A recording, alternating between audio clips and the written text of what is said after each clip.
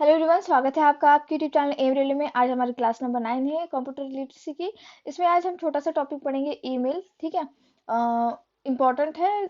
कल मैंने digital signature पढ़ाया था, आज ईमेल पढ़ाऊंगी। और फिर इसके बाद क्या करेंगे हम, जो बाकी बचा हुआ एमएस वर्ड वाला पॉइंट है, then PowerPoint and then Excel. क्योंकि ये बहुत लंबे लंबे चैप्टर है, तो इसके लिए एक एक डेढ़ डेढ़ घंटे का क्लास लेना पड़ेगा मुझे। अब आने वाले टाइम में आपका सिलेबस भी जल्दी से जल्दी खत्म करना है, तो इसीलिए। और वन मोर थिंग कि मैं दो बातें कहना चाहूंगी आप लोगों को। अ, इसमें नहीं, मैं थर्ड पार्टी का जो क्लास है उसमें बता दूंगी। ये क्लास छोटा सा रखना चाहूंगी मैं, तो थर्ड पार्टी के क्लास में बता दूंगी, ठीक है। और थर्ड पार्टी की जो क्लास है वो जल्दी से जल्दी होगी, डोंट वरी, ओके। थिकनेस थोड़ा कम कर लेते हैं हम। ओके, चूज कर लिया मैंने। तो देखो, ईमेल क्या होता है। ईमेल हम जनरली नॉर्मली ईमेल कहते हैं, बट ये होता है इलेक्ट्रॉनिक मेल। क्या होता है, अगर आप इसको क्वेश्चन पूछा गया तो ये क्या होगा, ये होगा इलेक्ट्रॉनिक मेल। ठीक है।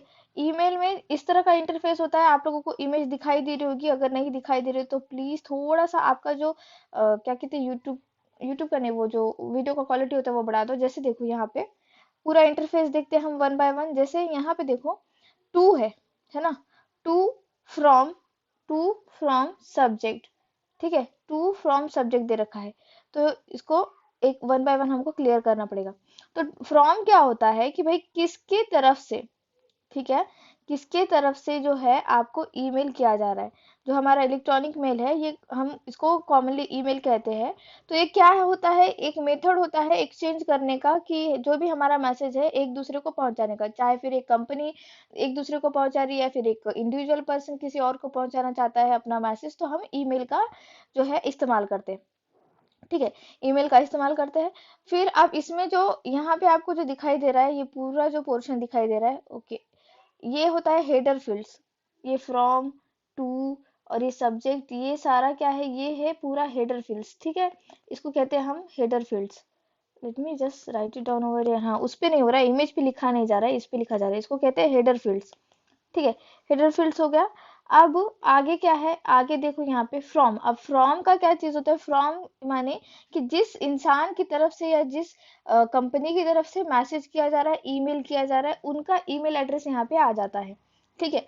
और फिर टू, अब टू में दो पोर्शन होते हैं, एक होता है बीसीसी, यहीं पे लिखते हैं टू, कम ऑन, टू है। ठीक है, टू है, रॉन्ग, कम ऑन,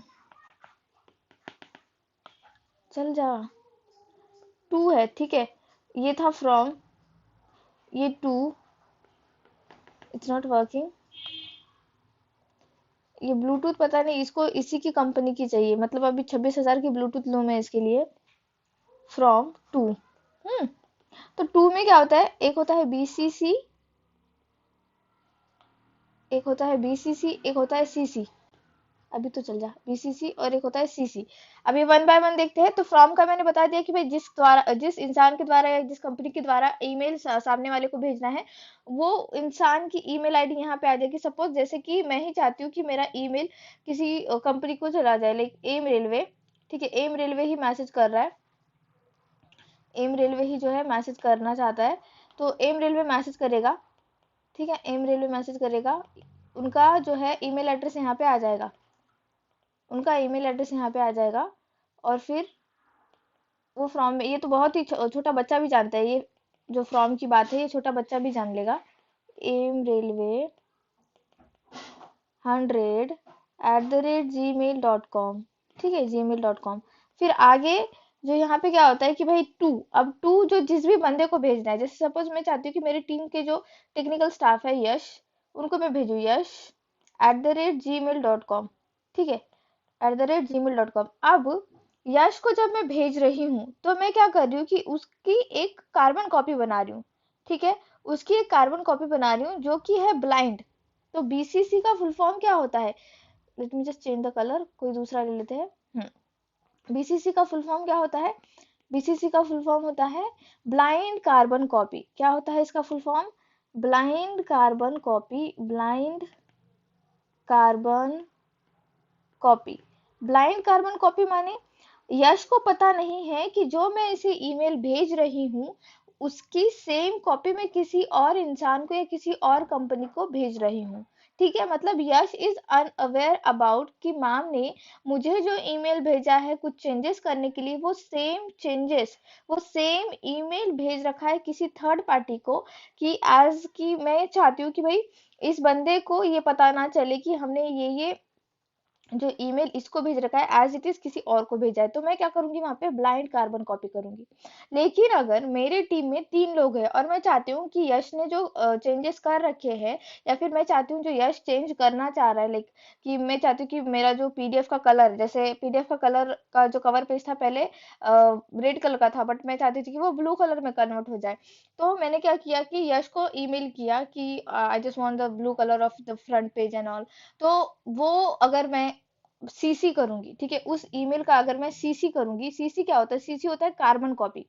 क्या होता है सीसी, क्या होता है सीसी, होता है कार्बन कॉपी। इसको कहते हैं हम कार्बन कॉपी। अब इसमें क्या है कि जैसे ही मैं उस मैसेज को सीसी करूंगी, तो यश को पता चल जाएगा कि मैम ने मेरे साथ साथ इस मैसेज को, इस ईमेल को किसी और बंदे को भी भेजा है, और उस बंदे का ईमेल एड्रेस यश को पता होता है कि भाई ये जो ईमेल है ये और सारे लोगों को भी जा चुका है। लेकिन अगर मैं वही ईमेल बीसीसी करूंगी, तो इसका मतलब ये है कि यश को, जो रिसिपिएंट है, उसको पता नहीं है कि ये कॉपी किसी और को भी, थर्ड पार्टी को भी भेजी गई है। ठीक है, इतना सिंपल है, ये समझ में आ गया आप लोगों को सीसी बीसीसी क्या चीज है। ठीक है, तो हमने क्या देखा, फ्रॉम देखा। फ्रॉम माने जिसकी तरफ से ईमेल जा रहा है, टू माने जो रिसिपिएंट है जिसको ईमेल जाने वाला है। उसमें भी 2 option, BCC CC. BCC CC क्या चीज है कि भाई सीसी मतलब कार्बन कॉपी, अगर मेरी टीम में 5 लोग हैं तो मैं 5 लोगों को एक साथ इकट्ठा कार्बन कॉपी भेज दूं। बीसीसी, मेरी टीम में 3 लोग हैं और 2 लोग ऐसे हैं जो कि सीक्रेट हम लोग स्ट्रैटेजी बनाते हैं, तो उन लोगों को ही मैं चाहती हूँ कि इस तरह की स्ट्रैटेजी पता चले कि ये ऐसे ऐसे चल रहा है चीजें, तो मैं बीसीसी करूंगी। सिंपल। क्या होता है ना, कभी कभी आप ऑफिस में भी देखना, ऑफिस में क्या होता है कि भाई कोई नोटिस अगर आती है तो नोटिस के एंड में लिखा होता है कि भाई ये नोटिस जो है वो कलेक्टर ऑफिस के पास भी जा चुकी है, ये नोटिस जो है रीजनल ऑफिस में भी जा चुकी है, ये पोस्ट ऑफिस की भी जो डीएम है उनके पास भी जा चुकी है, एडीएम के पास भी जा चुकी है। ऐसे नोटिस में नीचे लिखा हुआ होता है पॉइंट नोट डाउन करने के लिए।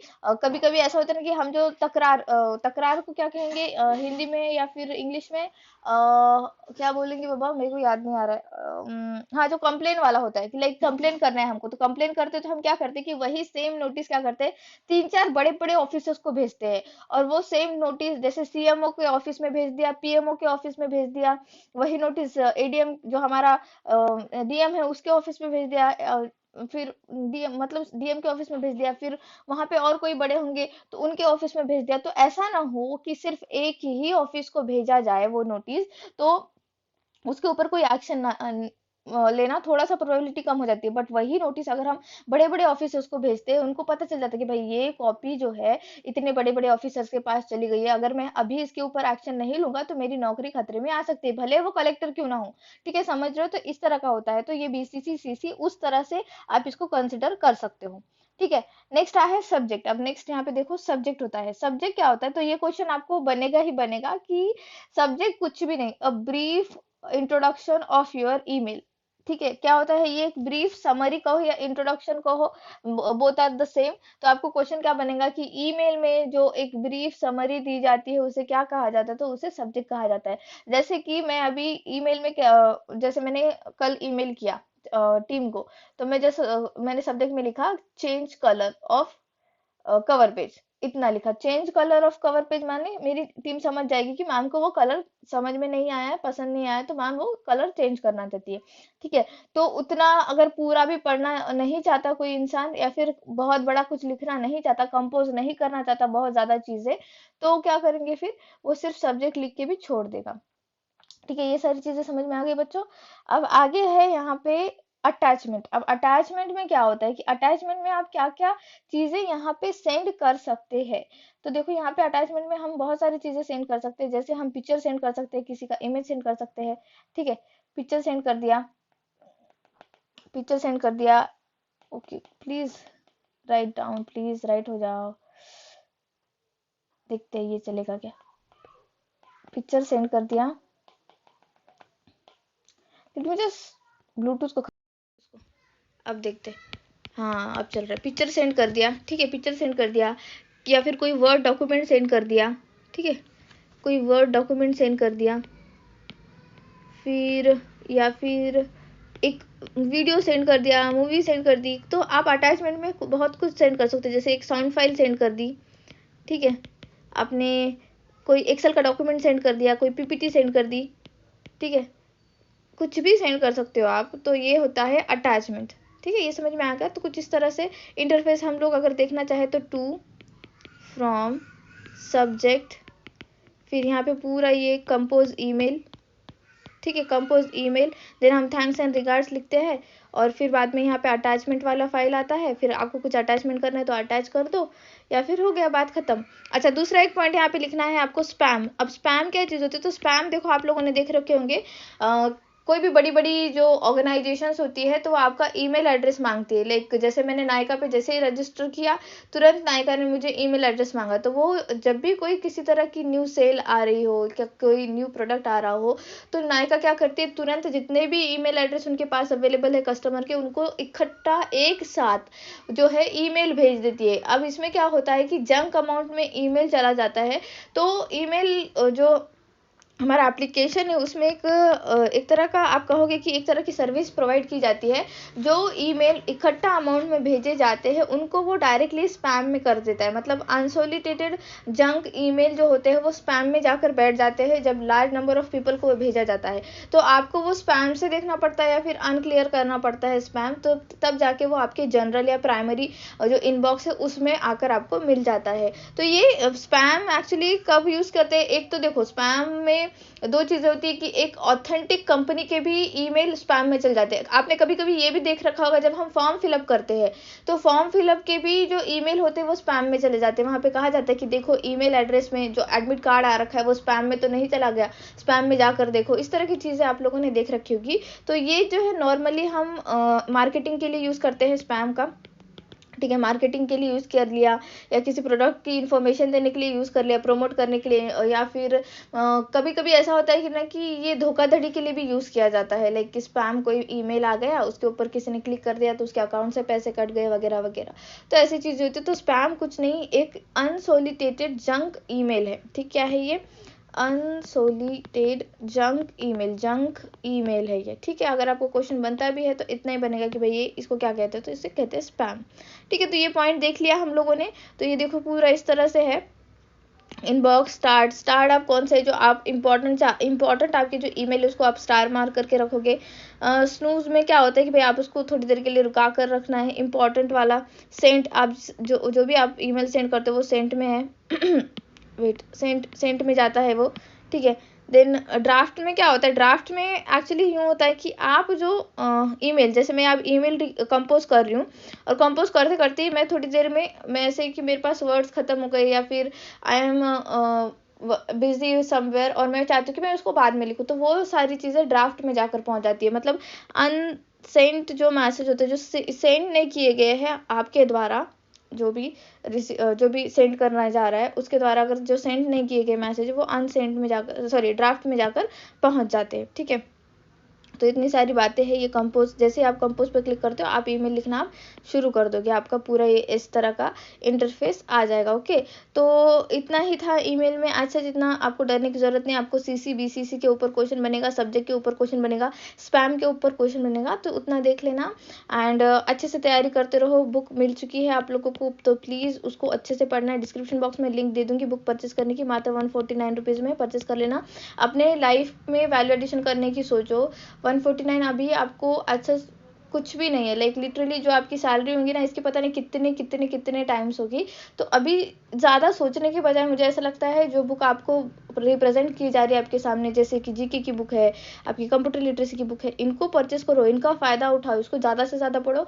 आई गारंटी हूँ कि इसके बाहर क्वेश्चन नहीं जाएगा। MS वर्ड, MS ऑफिस और जो हमारा एक्सेल है, पावर पॉइंट प्रेजेंटेशन है, इसी से क्वेश्चन बनेंगे। क्योंकि जो एग्जाम कंडक्टिंग ऑर्गेनाइजेशन है TCS, वो पुराने ही क्वेश्चन डालती है। वो लोग, पता है मेरे को बहुत ज़्यादा आइडिया होते हैं, हम लोगों ने भी उन लोगों के साथ काम कर रखा है, तो हमको पता होता है कि किस तरह के काम चलते हैं वहाँ पे। तो हम जो बस इतना कहना चाहते हैं कि भाई जो आपको कहा जा रहा है कि MS वर्ड के ऊपर ज़्यादा से ज़्यादा ध्यान दो, बाकी सारी चीज़ों पे क्वेश्चन इतने ज़्यादा नहीं बनेंगे, क्योंकि 25 क्वेश्चन आने हैं, 25 क्वेश्चन आने हैं, तो उसमें ज़्यादा जो पोर्शन होगा MS वर्ड का ही होगा, MS ऑफिस का ही होगा, शॉर्टकट की का होगा।